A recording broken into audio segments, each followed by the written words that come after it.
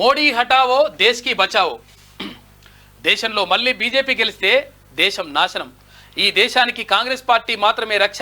Bhuvanagiri MP అభ్యర్థి Chamala, MLC అభ్యర్థి తీన్మాన్ మల్లలను గెలిపించండి. నకరికల్ జనజాతర సభలో ఏఐసిసి అధ్యక్షుడు మల్లికార్జున ఖర్గే పిలుపునిచ్చిండు.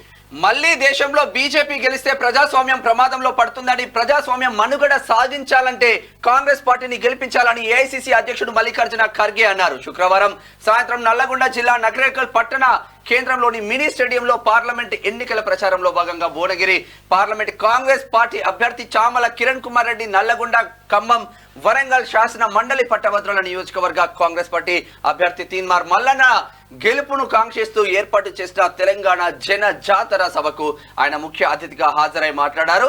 తెలంగాణ రాష్ట్రంలో అధికారంలో ఉన్న కాంగ్రెస్ పార్టీ ప్రజలకు ఇచ్చిన 6 గ్యారంటీల్లో 5 మేము నెరవేర్చడం, ఇంకో గ్యారంటీ ఎన్నికల తర్వాత నెరవేరుస్తామని చెప్తా ఉన్నారు. నల్లగొండలో 2వ రోజు తీన్మాన్ మల్లన్న ఇక మార్నింగ్ వాకర్స్ తో కలిసి మాట్లాడిండు. తర్వాత చాలా సభల్లో కూడా నిన్న పాల్గొన్నాడు. ఇవాళ ఇక్కడ మంచిర్యాల, బెల్లంపల్లి, పెద్దపల్లి పార్లమెంట్, ఆ తర్వాత వరంగల్కి వస్తున్నారు. పెద్దపల్లి పార్లమెంట్ కాంగ్రెస్ అభ్యర్థి గడ్డం వంశీకృష్ణకి మద్దతుగా వెళ్తా ఉన్నారు. చేస్తారు. ఇది ఇట్లా ఉంటే